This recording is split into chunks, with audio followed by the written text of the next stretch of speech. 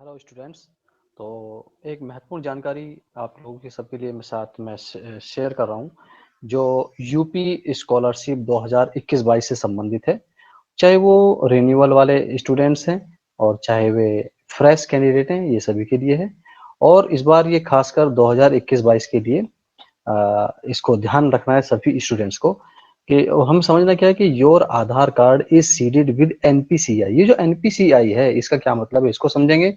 और आपका जो आधार कार्ड है वो आपके खाते से और मोबाइल नंबर से कैसे जुड़ा हुआ है उसको समझेंगे। और उसकी क्या गाइडलाइंस दी हुई हैं उसको समझेंगे, क्योंकि इसी की वजह से बहुत सारे बच्चों की स्कॉलरशिप रुक जाती है। और इसमें आपको क्या बैंक खाते से संबंधित आप लोगों को क्या क्या ध्यान रखना है वो इस वीडियो में आप लोगों के साथ में डिस्कस करूंगा। और ये बहुत ही महत्वपूर्ण है।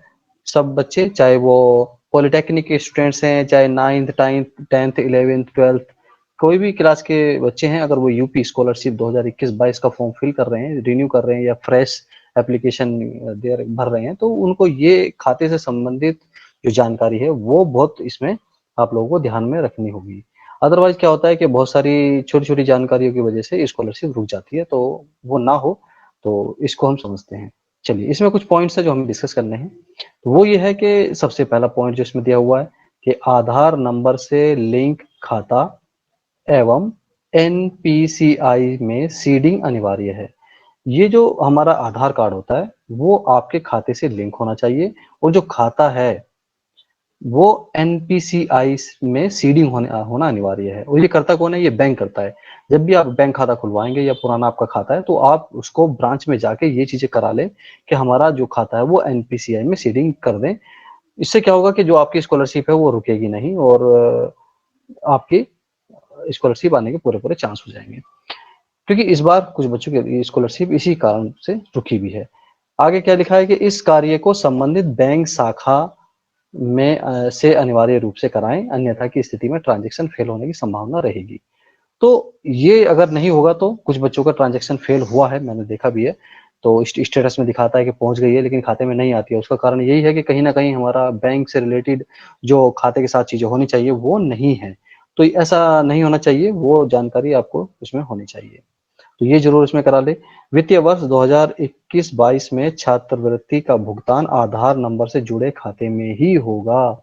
अगर आपका खाता है और उसमें आधार नहीं जुड़ा है या मोबाइल नंबर अटैच नहीं है या कुछ और चीजें हैं, तो उससे आपका प्रॉब्लम हो सकती है। इसलिए अपना आधार जो भी है वो खाते से लिंक कराएं और उसको मोबाइल नंबर से भी लिंक करें।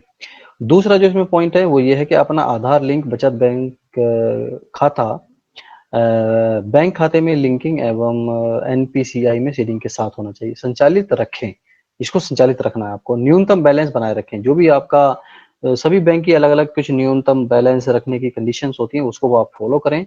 ऐसा ना हो कि जो न्यूनतम धनराशि है वो भी आप उसमें से निकाल लें, तो बैंक क्या होता है उससे आपका ब्लॉक हो सकता है। तो ऐसे में स्कॉलरशिप का कोई भी ट्रांजेक्शन हो तो वो नहीं होगा। और अधिक धनराशि आने की अधिकतम लिमिट न लगी हो, मतलब जो भी आपके अकाउंट में धनराशि आए तो उसमें अधिकतम लिमिट न लगी हो। तथा हर 3 माह में बैंक खाते में ट्रांजैक्शन अवश्य करें। तो ये भी आपको ध्यान रखना है कि आपके बैंक खाते में ट्रांजैक्शन हर 3 महीने में होता रहे। तो उससे क्या होगा कि आपका अकाउंट एक्टिवेट रहेगा और कोई भी ट्रांजैक्शन फेल होने की संभावना नहीं रहेगी। तो आधार लिंक तीसरा जो पॉइंट है, आधार लिंक बचत बैंक खाते को भली भांति जांच ले। बिना आधार सीडेड खाता संख्या बैंक खाते में लिंकिंग व एनपीसीआई, देखिए एनपीसीआई को ये बार बार फोकस कर रहे हैं, तो ये बहुत महत्वपूर्ण है। इसको जरूर इस बार करा लें 21-22 के स्कॉलरशिप के लिए। भरने पर पीएफएमएस के माध्यम से छात्र का आवेदन रिजेक्ट हो जाएगा। अगर ये नहीं हुआ है तो रिजेक्ट होने के पूरा साफ साफ इसमें लिखा होगा कि जो भी आपका आवेदन है वो रिजेक्ट हो सकता है। नवीनीकरण के छात्र छात्राएं जिनका आधार एवं ओटीपी प्रमाणीकरण एक बार हो चुका है, उसे पाठ्यक्रम की समाप्ति तक पुनः आधार प्रमाणीकरण की आवश्यकता नहीं है।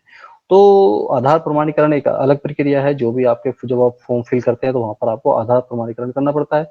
और जैसे ईयर डिप्लोमा कोर्स है, तो अगर उसने एक बार कर दिया है तो उसे अगले वर्षों में करने की लिए जरूरत नहीं है। पूरे कोर्स तक वही चलेगा। जो नए बच्चे हैं उनको आधार प्रमाणीकरण ये करना पड़ेगा। जो भी फ्रेश कैंडिडेट जो नया फॉर्म फिल करेंगे। तो ये एक बहुत महत्वपूर्ण जानकारी आप लोगों के लिए साथ थी और आप लोगों का इस चीज़ को आप ध्यान रखें। तो ये आई होप आधार नंबर से लिंक बैंक खाता एवं एनपीसीआई को जो हमने समझने की कोशिश की है वो ज़रूर हम लोग इसमें सफल हुए होंगे और आप लोगों के लिए जानकारी ये महत्वपूर्ण साबित होगी। तो आई होप तो सब लोग इस चीज़ को बैंक के थ्रू ज़रूर करा लें, जिससे कि किसी की भी स्कॉलरशिप ना रुके। तो आज इतना रखते हैं। Thank you.